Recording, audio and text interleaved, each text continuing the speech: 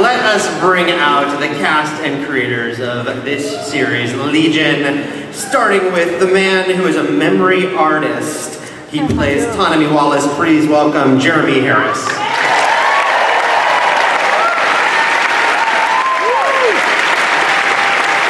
She plays one Cary Loudermilk. Please welcome Amber Midthunder.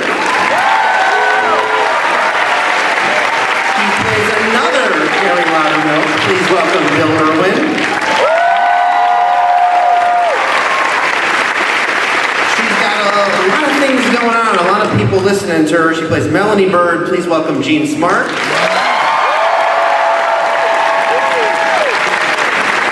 She plays Lenny, but you also might want to call her the Shadow King. Please welcome Aubrey Plaza.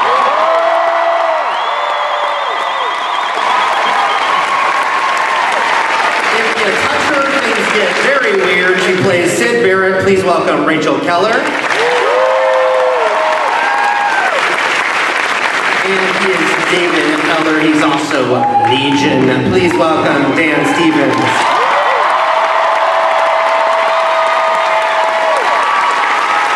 Bringing out our executive producers.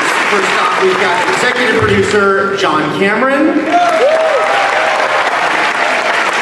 Executive producer Jeph Loeb.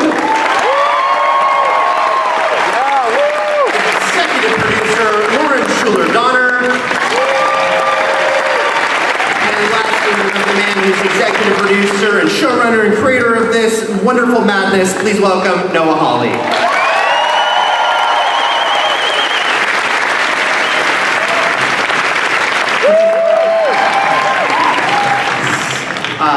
Look, I was telling some of these guys backstage, and I really meant it. I thought this is the best sequence of any TV show I've seen this year. It was amazing. I watched it several times.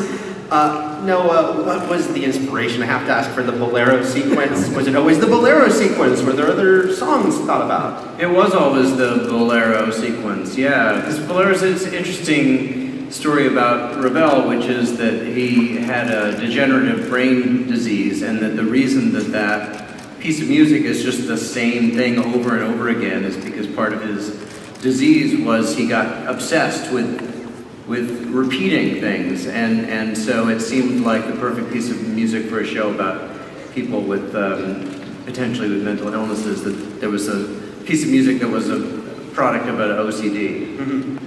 And so I was lucky enough to be on the set of this show on this episode, but having no idea how it was all going to come together. I was watching Dan in a coffin talk to himself and then punch out. When this is a show, was it almost like a trust exercise, this show, the first season? Because you can't, of course you're getting the script, but you're not going to really see this final product. So when you get stuff like this, it's just like, okay, this sounds fun and out there, and we'll see how it all comes together. Yeah, for you, Dan. Yeah, you've just got to, we all put a lot of faith in Noah, and the way such a wild show comes together, it's a joy to watch. The music that gets put to it, not just the Bolero, but just seeing all the weird things that we did kind of put together to all of that is mind-blowing. Really, for any of the cast members, this question is because you're all part of that sequence in different ways, but again, it's all over the place, both physically and mentally, and what's going on, and there's black and white and color and silent movie aspects. So what was your reaction for any of you when you saw it cut together and saw the final product of that sequence? Well, I thought it turned into such a work of art, that last scene that you all just saw. And when we were shooting, it took us so long to shoot that. I was kidding Noah today. I said we were all, by the time after days and days and days in the same clothes and in the same room, we kind of wanted to set fire to the whole thing when we were done. But to see how it turned out is so satisfying. It's just amazing. Was there anything that surprised any of you as far as kind of maybe a bigger realization of what was happening versus the day you were filming versus the final product? How wonderful that it was a silent movie, because that was in no script. Oh, that's right. When did it become the silent movie, husband? In the editing room, it became the silent movie. It's an interesting line to walk with. I'm always playing with the genre aspects in terms of we did a big fight sequence for Amber, but it was also a dance sequence for Bill. The idea that action in and of itself isn't terribly interesting to me because it tends not to be as emotional as I'd like, and so I was always looking for ways to create something that just felt bigger and more emotionally resonant. And I don't know, in the editing room it felt like it was missing something. I don't know how to explain it otherwise, and that the moment that you put the silent movie cards to it, then the bigness of what's going on becomes appropriate because it's, well, silent movies, they all had to, they had that sense of scale to it, so it just seemed like a really fun way, since it was already a musical sequence, yeah.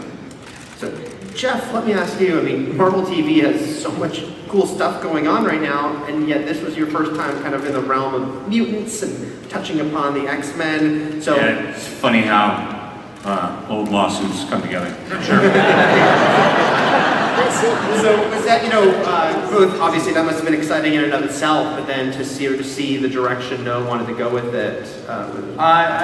Look, I think everyone in this room and everyone that's on the stage, wanted to see Marvel's Merry Mutants. Actually, eventually I'm going to get to March. So that was important to us that happened, but it had to be the right project and it had to be at the right place. And I don't think enough can be said about FX, and in particular John Landgraf, who really sort of fought through incredible duct tape version of red tape in order to make this happen. And then having Lauren on board, and made it okay, now it's gonna really happen. And then Noah and John just had a take that was so unique and wonderful, and when Noah first told us the story, you couldn't deny it. It was, and I think that's one of the things that television needs to be. It needs to be undeniable. And then each person in the cast, I always joke that Noah is Legion. He is creating a reality in his television show that is springing out of his head, and all of you are his creations. And so, it's a miracle on a lot of levels, and again, I can't say enough about Noah's willing it into existence.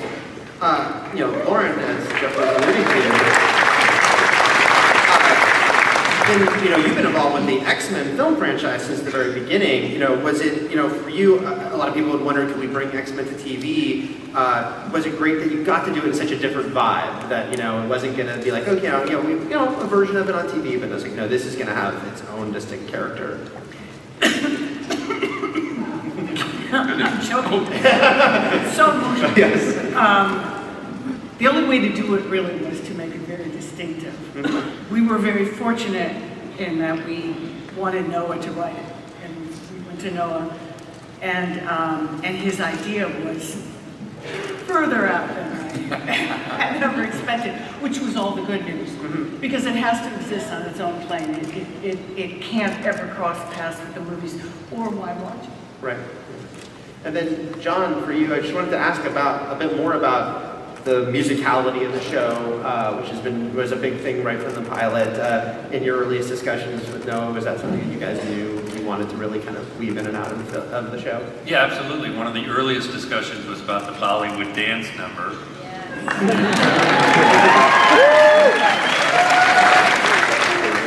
When I considered that for about 30 minutes and couldn't respond, we started to talk about how to do that. But yeah, the show is really, obviously, heavily influenced by music. Both the score, Jeff Russo, and the songs that Noah finds and arranges. It's mind-blowing and part of the tapestry, for sure. Now, Dan, let me ask you, your character in the finale, he sort of was freed of this burden, as it were, that it turns out was sort of a lifelong burden. Having played I know you haven't started filming season 2 yet, but are you both excited and intrigued yourself to see what is, sort of David 2.0? What is David without the Shadow King inside him? Hey, spoiler, dude! You may not. Yes, is the shortest answer, I guess. I mean, yeah, what fills that void? And yeah, there's a lot of questions I still have for Noah. Is it true that Noah, he's shaking his head, is it true that you didn't really know, you didn't know from the beginning, what David's arc was at the end? You kind of you kept that close to his vest? Not too much. I became convinced that Aubrey was in possession of a lot more knowledge than I was. I still think that's true. It's not. I still think it's true. But no, that's part of David, is the confusion, enjoying the confusion. And I think that's part of watching the show as well. You kind of enjoy not knowing what is happening and really trying to communicate the experience that David is having rather than saying, this man is ill. Right. Actually trying to feel what that might be like. Mm-hmm. It's a wonderful responsibility. And then, Rachel, for Sid, I mean, it seems like an understatement to say that she had her guard up when we met her at the beginning of the show. But then, she, really was sort of leading the charge to help David free him, and in the finale was sort of integral in doing that. Do you think that sort of lit a spark in her as far as, maybe being both more proactive, but also sort of being more open to the world, considering how she'd had to be up until now?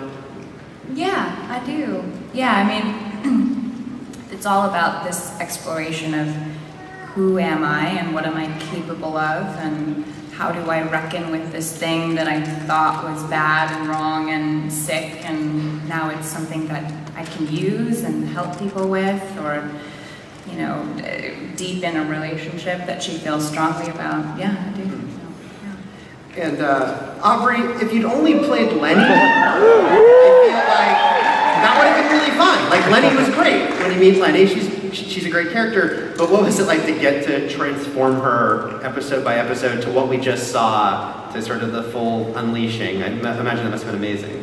It was a wild ride, man. It was really fun. I kind of knew the broad strokes of where Lenny would end up, but I didn't know how I would get there, and navigating that was really challenging and really fun. What was it like working on sort of the physicality of the character, like we just saw? She moves in a certain way, there's sort of these almost pantomime dance moves going on, the clothing, was it kind of a whole journey along the way for that too? Yeah, it was like a dream come true. That's, for me, the most fun kind of work is to just figure out how a psychopath moves around. That's really fun for me, and I was just so grateful that the script had things that were written in such a kind of dream-like way where we could kind of be really creative and just take some, weird risks or whatever. Mm-hmm. And Jean, Melanie, she got all of her back, but very briefly. She didn't get all of it back. No, she's in love with a popsicle and she hasn't had sex in 20 years. Okay. She's a little moody. No, it was almost more heartbreaking to get him back, but not get him back completely. Yeah. And then she stole him. Yeah. Well, do you think, given that it was this quest to get him back in the first place, and then she succeeded, and then lost him again, will that sort of disillusion her, or will that just motivate her more, do you think, given who she is? I think hard to say. A little of each. Yeah, I mean, there's always that hope springs eternal, but I think, in some ways she might think, I tried and it didn't work, Mm-hmm. And then Bill and Amber, this is a fascinating characters. Yeah, I love these two. I love this incredibly unusual dynamic the two have. How much did you know, first of all, initially starting the show? Because I think everyone, even just reading the character names, everyone was confused. Did you know from the get-go exactly how it worked with the two characters? I don't think we know how it works exactly still. There are issues of joint tenancy, which we're still working on. Yeah. But the exciting notion that a geeky scientist, pale of skin, shares a body with a warrior 50 years his junior is Mr. Hawley's notion, and that we took on just before we met each other. Yeah, those things. Yeah, I knew, when I first talked to Noah, I think he told me more who Carrie was, and then he was like, also she lives inside of this guy. Do with that what you will. And I was like, okay, cool. Do you remember that we were in a dance studio one day, the two of us, and Aubrey was there with us because we were always looking for how to take on the next script. And that was the day that you started to experiment with that sort of chorus line walk, the demonic chorus line walk. Yeah, that was a magical day that we shared. We really let loose in there. We all traded some dance moves. Yeah, we did. You know. Well, it's like if I try to describe Carrie and Carrie, it's like, would you say they're siblings or parent-child or best friends, or is it all? Is it just, it's indefinable? I feel like what I found is that we describe them differently, appropriately to our characters. Like, I find myself describing them more as siblings, and I feel like you more often describe the parent dynamic. She has a lot to learn. She knows plenty. Older sibling, younger sibling. Jeremy, your character, it's funny, when I was thinking about your character's abilities, it's kind of easy to think, well, that's awesome, not being able, remembering everything. But then it also is sounds like it would be kind of awful to remember everything. Do you think this is a guy maybe sitting on a lot of sorrow because, you have to kind of take the good and bad together in the ultimate way? Yeah, definitely. I think that's one of the first things that Noah talked to me about. It's like, this can be really cool remembering everything, but think about how it can be a burden. And I think, as the season goes on, we see that Ptonomy can be kind of straightforward and lack some of the patience that the other characters have. And he's like, we need to kill people right away and not wait. So I think he's definitely sitting on a lot of trauma, and I think he's fearless when it comes to expressing his opinion because he's seen so much and been through so much. Now, I have to start asking some season 2 questions. I don't know how much you're willing to say, but anything you can tell us about, obviously we left off with, Lenny and Oliver going one direction, and then what happened to David? What took him? Anything you can say about season 2? I didn't watch the end. What? Really Did something happen to David? Yes. Good. He went on a little ride and a little ball, and that obviously will take him someplace, and he'll have to get his way back. To the others, he said informatively, there's going to be a lot of things that I can't tell you about that are going to happen, but some things I can tell you. We are going to meet the Shadow King, Amal Farouk, who will be played by a fabulous actor named Saeed Tagmaoui, who you last saw in Wonder Woman, and who I first saw in Three Kings, where he said, "What is wrong with your Michael Jackson?" Which I thought was one of the great lines of all time.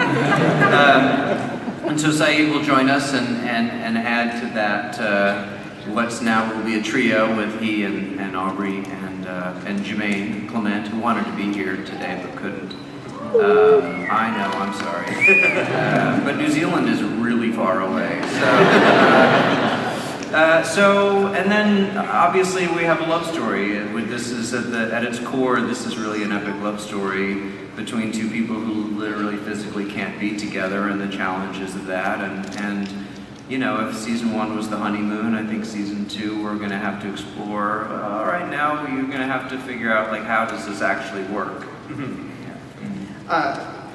Lauren, having worked on the X-Men films that use various big villains, I was so excited when I realized they're doing the Shadow King. What were your first conversations with Noah about doing that character and, sort of stealth putting a pretty notable villain from the comics into the show?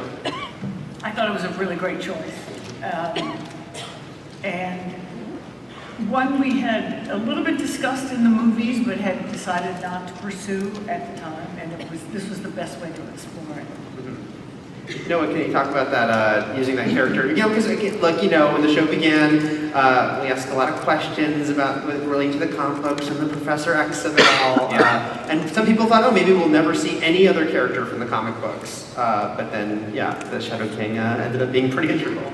Well, I just remember so vividly reading that issue where Professor X had the battle with the Shadow King, and you know, the two of them just literally just sitting in a restaurant. No one would ever know anything was going on, but this whole battle was raging in this astral space, and then at the end of it, when the Shadow King loses, his head just thumps down on the table, and there was something so memorable about that again, they're taking something that should be action and turning it into something so much more interesting.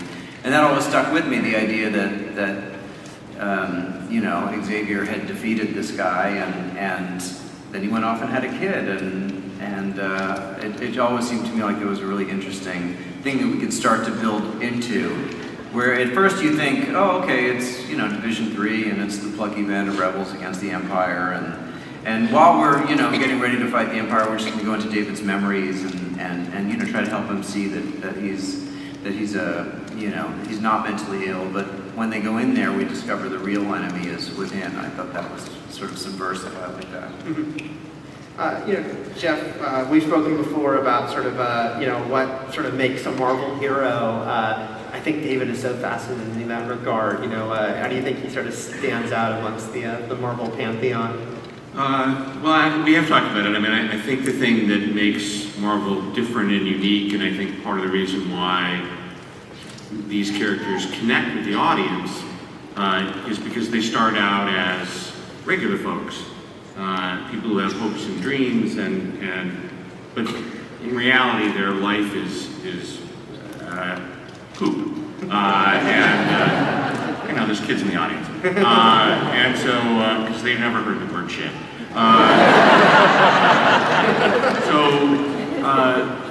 David's character, and it really was Noah who came in and said, like, we're going to present him in a very realistic way of somebody who has mental illness, and then the surprise is going to be, no, he's a mutant, and he's not only that, he's capable of incredible either greatness or destruction, and we'll never know. Like, we'll never know what that's going to do, and that's part of the illness of it all, that you don't know whether or not it's that, and then when it peels back even further, and sort of everybody, what I love about this cast is, and Noah's writing, is everybody has a secret, and they slowly get revealed, which only means that there's more secrets to come, and that's a reason to keep enjoying the show, and hopefully we're cheering for the right guy. But my money's on Sid, so I literally, from the very beginning, when I first saw the first cut of it, you know, my reaction was, you know, because it's let's face it, it's not the most linear story you've ever watched. And so there's no real, and it's the joy of it, is there's no reliable narrator. Because there's things that are in the past, and there's things that are in the future, and there's things that are happening now, and there's things in David's head, and just in case that's not confusing enough, his memories are false. So you don't really know, and then there's this lovely, beautiful, it's beautifully shot, it's beautifully acted moment where he says to Sid, is this real? And she says, yeah, it's real, and I love you. And I just said, that's it. If we get that, we'll fill ballroom 20 and people will cheer. That's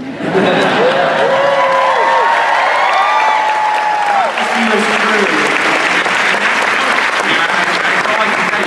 That is Noah in a nutshell. Like, he lives in the future, and we're just living where we are. And we'll catch up at some point.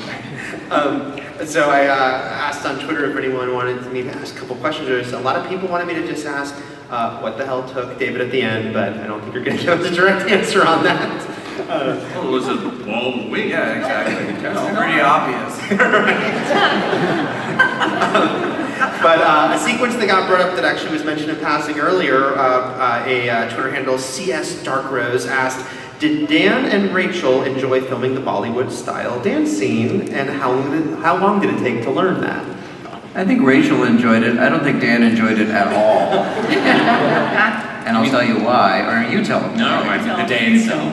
Yeah. I enjoyed the rehearsals. We had fun in the rehearsals. and I was really ill on the day. Dan had violent food poisoning, and so every time we spun him and we called cut, he would just be green. Yeah. It's not a great dance style to perform when you feel nauseous. There's a lot of spinning. He's such a trooper. But every time they yelled 5, 6, 7, 8, the big smile, and he doubted it. Just doing my job. That's acting. You hide your pain well, sir. But that aside, the actual learning process was fun for both of you for that? Yeah, there was. I love the musicality of the show. The room there is in the show for musical numbers, for dance, for physical. Bill's dance with the broom during that fight, that whole sequence, I was present up with my eyes closed for that scene. And it's the most moving dance sequence I've ever witnessed with my eyes closed. Watching Bill Owen dance is a treat. It's a treat.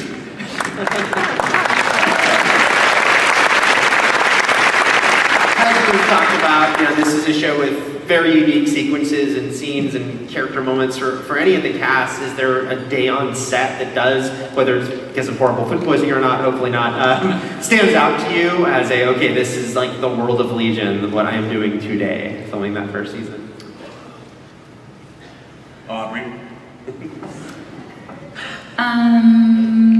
Well, yeah, I really felt that way when we were shooting in the astral plane, because I'd never been there before. I just thought, well, this is neat.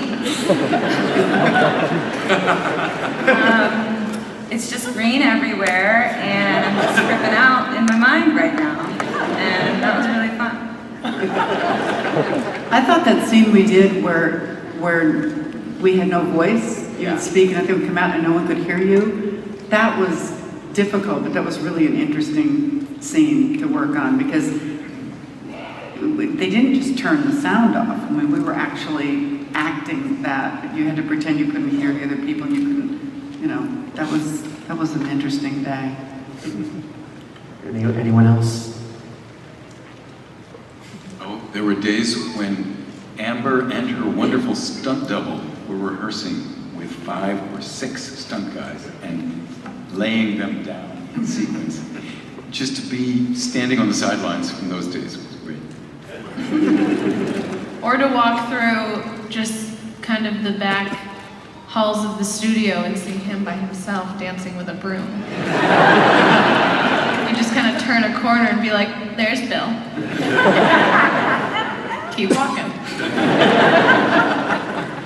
There's more. There's more coming. Jeremy, anything to stick out to you? Well, the memory I still have is from the pilot, shooting that action sequence. We did that like 20 times at the end, running up and down the side of that hill and carrying a Tommy gun up and down, waiting for the sun. That still sticks with me. Rachel and Dan, was it the Bollywood sequence or something else that...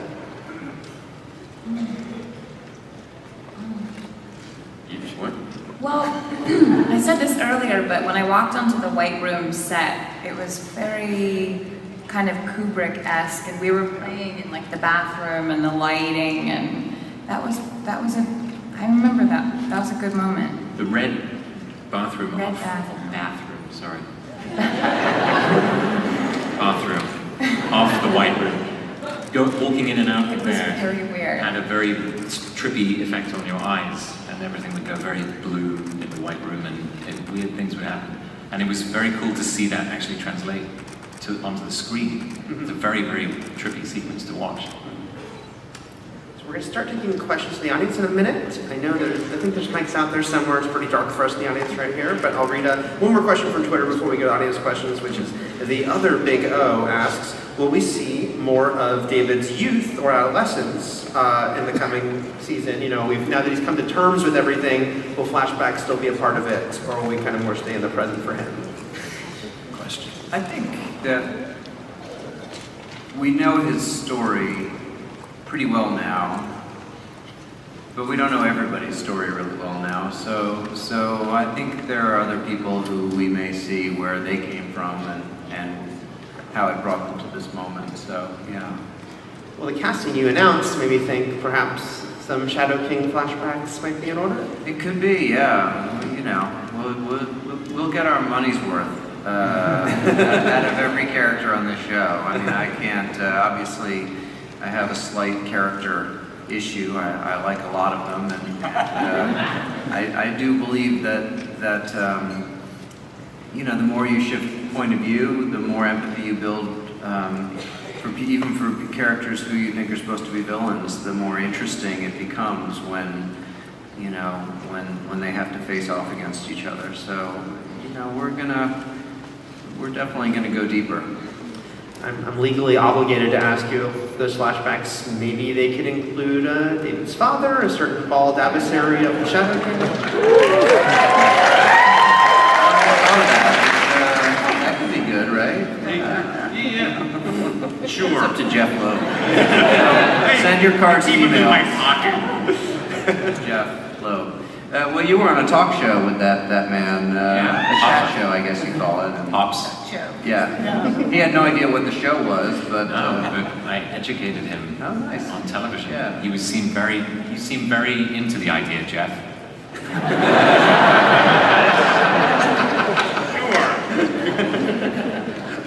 So we're working on it. All right, let's start taking audience questions. I believe you're out there with a mic somewhere in the dark.